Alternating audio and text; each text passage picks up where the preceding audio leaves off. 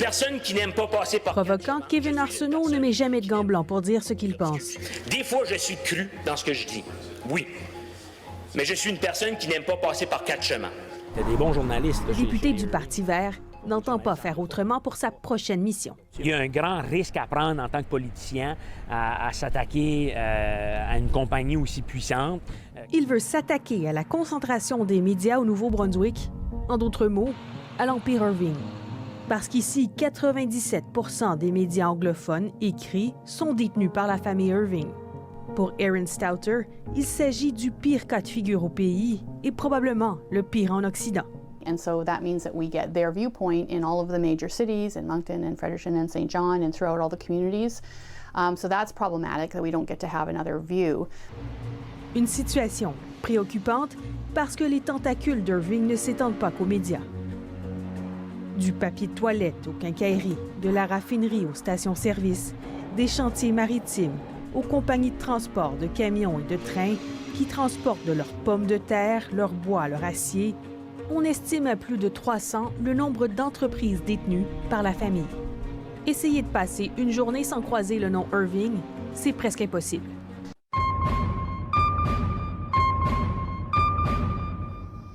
Prenons un Français moyen, Monsieur Lambert. Chaque matin, Monsieur Lambert se réveille au son d'Europe 1, la principale radio du groupe Lagardère. Mais il peut très bien choisir d'écouter Radio Classique, la radio du groupe LVMH.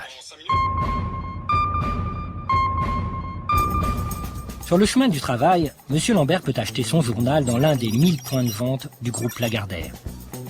Mais il peut aussi préférer un gratuit du groupe Bolloré.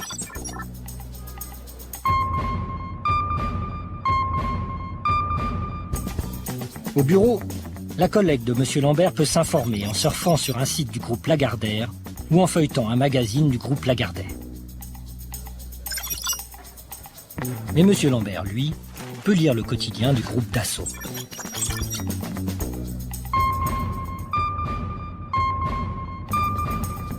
En rentrant chez lui, M. Lambert peut acheter l'un des 20 magazines du groupe Lagardère. Mais il peut très bien choisir un magazine du groupe Pinault Printemps La Redoute.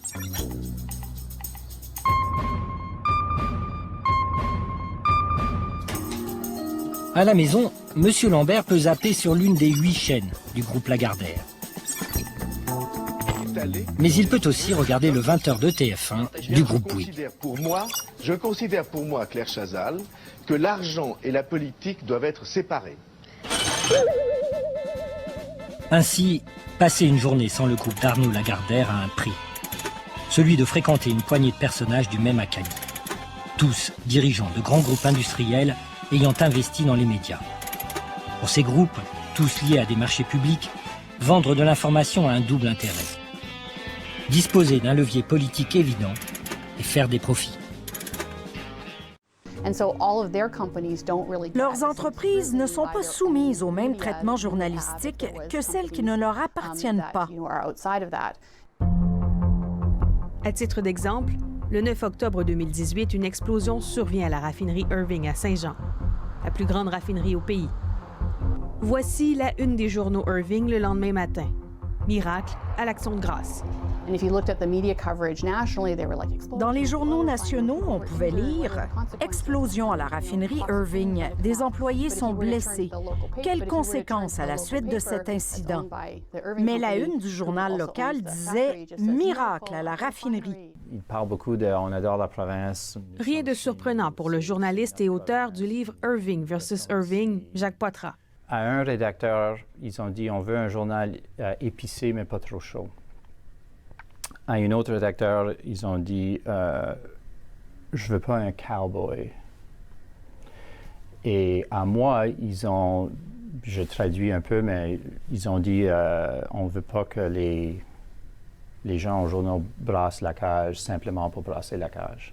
De les 3 gros provinciales. Kevin Arsenault n'en revient pas et veut briser cette concentration avec un projet de loi. Ça serait de limiter la possibilité d'une entreprise d'appartenir plus de 40 des médias. Donc, dans le cas ici, on a une compagnie BMI, les Irving, au Nouveau-Brunswick, qui ont 97 à peu près des médias écrits anglophones.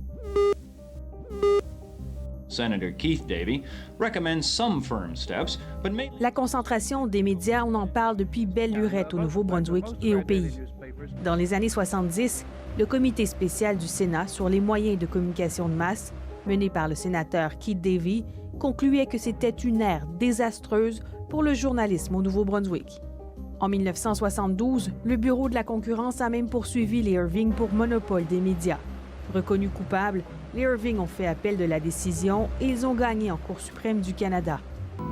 Our guest was chairman of the Royal Commission on Newspapers that recommended the breakup of press monopolies. 10 ans plus tard, il y a eu la Commission royale d'enquête sur les médias menée par le sénateur Tom Kent. D'anciens journalistes du groupe critiquaient ouvertement les Irving. Ils ne semblent négliger aucune nouvelle, sauf tout ce qui touche la pollution et leurs entreprises, soit environ 85 % des histoires d'intérêt public dans la province. C'est un gros oubli. Les frères Irving n'ont pas manqué de se défendre. Nous avons d'excellents journaux, bien gérés. Nous ne sommes pas impliqués dans la prise de décision. Posez toutes les questions que vous voulez et vous aurez la même réponse, même dans 20 ans. Nos journaux ne sont pas à vendre, ils sont à nous, ils vont rester. Le rapport sénatorial concluait qu'il fallait défaire les monopoles au pays, dont celui des Irving.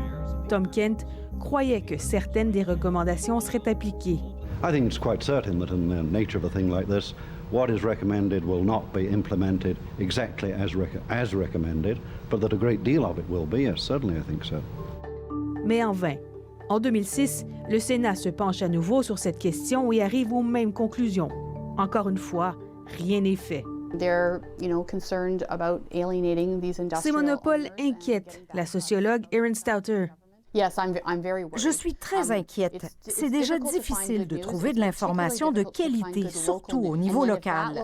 Si ces nouvelles locales sont couvertes par une seule entreprise qui exclut tout ce qui touche à ses nombreux intérêts financiers, on a accès à une très mince tranche de l'information. C'est difficile de prendre des décisions éclairées sur des enjeux décisifs pour notre démocratie.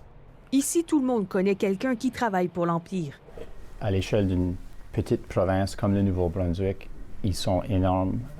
C'est vraiment l'employeur principal dans plusieurs communautés, incluant Saint-Jean. Même le premier ministre actuel, Blaine Higgs, a été cadre pendant 30 ans chez Irving Oil. S'attaquer à ces géants, c'est l'histoire de David contre Goliath. Kevin Arsenault en est bien conscient. Moi, je suis quand même très vocal sur la compagnie Irving au Nouveau-Brunswick. Essayer de trouver un article qui parle de moi positivement dans les journaux Irving, ça va être très difficile.